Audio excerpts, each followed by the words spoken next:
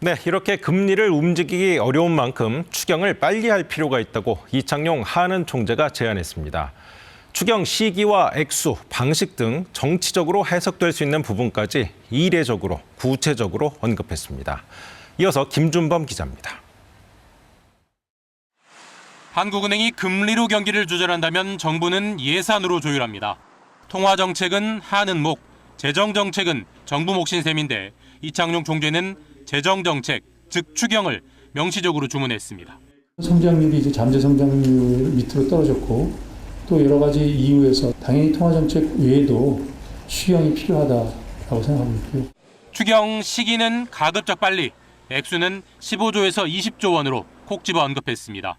성장률이 0.2%포인트 떨어졌을 수 있고 그걸 만회하려면 그 정도 규모여야 한다고 설명했습니다. 추경 때마다 여야가 다투는 보편 지원이냐 선별 지원이냐 논란도 피하지 않았습니다.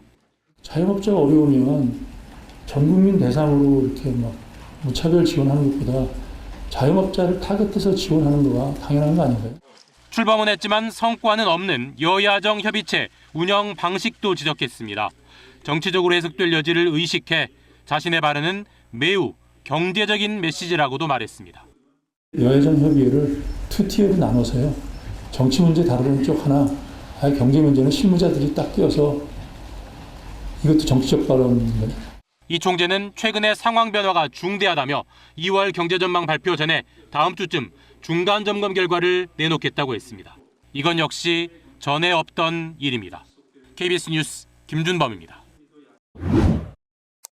오늘은 2025년의 첫 업무를 시작하는 날입니다. 그런 만큼 밝은 내일과 희망의 메시지로 여러분을 만나고 싶었는데 현실은 그렇지 못한 것 같습니다. 정치적 갈등, 정치적 이해관계에 따라 평가는 다르겠지만 최상목 권행대행께서 지난 화요일 대외 신뢰도 하락과 국정 공백 상황을 막기 위해 정치보다는 경제를 고려해서 어렵지만 불가피한 결정을 하셨습니다. 이는 앞으로 우리 경제 시스템이 정치 프로세스와 독립적으로 정상 작동할 것임을 대내외에 알리는 출발점이 될 것입니다. 이제는 여야가 국정사령탑이 안정되도록 협력해야 할 때입니다. 이 과정에서 한국은행도 풍랑 속에서 중심을 잡고 정부 정책에 조언하면서 대외 신인도를 지켜내는 방파제 역할을 다할 것입니다. 지금 최 대행에 대해서 여러 가지 비판이 있는 것은 알고 있습니다. 그러나 그 비판을 할 때에는 최 대행이 그렇게 하지 않았을 경우에 우리 경제가 어떻게 될 것인지에 대한 답도 같이 하시는 것이 좋겠습니다.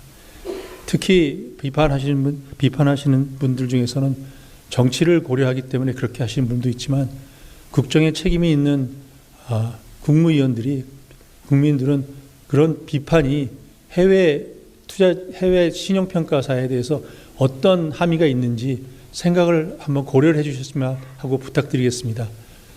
신용평가는 우리가 결정하는 것이 아니라 해외기관이 우리가 어떻게 움직일 건지, 우리 정부가 유지될 건지 그거에 따라서 결정한다는 것을 우리가 결정하는 문제가 아니라는 것을 다시 한번 강조하고 싶습니다.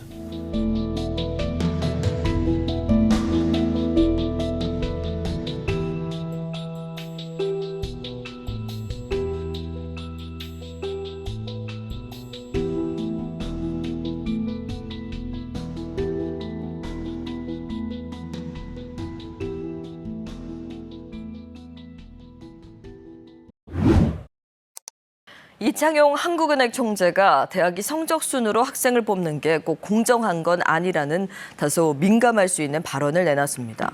서울대 입시에서 지역비례 선발제를 확대하자는 한은 보고서가 최근 논란을 불러온 데 대해 설명하며 더 묵직한 주제를 내놓은 건데요. 김혜주 기자가 보도합니다. 한국은행 총재로는 처음으로 정부 청사를 찾아 경제부총리와 만난 자리. 이창용 한은 총재에게 강남공화국에 대해 어떻게 생각하느냐는 뜻밖의 질문이 나왔습니다. 한국은행은 지난달 발표한 보고서에서 학생의 잠재력보다는 서울이라는 거주 지역 효과에 따라 서울대 진학률이 갈린다고 지적했습니다. 그러면서 서울대 등이 지역별 학령 인구에 비례해 신입생 대부분을 선발해야 한다고 권고했습니다. 일부에서 강남에 대한 역차별이자 위헌 소지가 있다는 반발이 나왔는데 이 때문에 강남, 그리고 입시에 대한 하는 총재의 생각에 관심이 쏠렸습니다.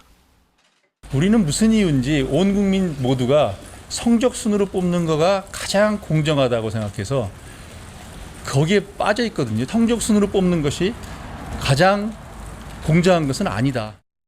이창용 총재는 아이들 교육한다고 여성들이 경력을 희생하는데 과연 그 아이들이 행복한가 강남 부모들도 생각할 필요가 있다고 덧붙였습니다.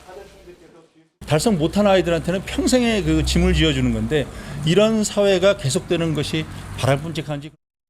교육과 지역 균형 발전이라는 민감한 문제에 하느니 화두를 던진 데 대해 경제부총리도 힘을 보탰습니다. 우리 사회의 여러 가지 문제들에 대해서 해법을 같이 고민하고 하는 건 어떻게 보면 한국은행 입장에서는 너무 당연한 책무라고 생각하고요. 기획재정부와 한국은행은 두 기관 수장이 참여한 간담회에서도 지속 가능한 경제를 위한 구조개혁 문제를 집중 논의했습니다. KBS 뉴스 김혜주입니다.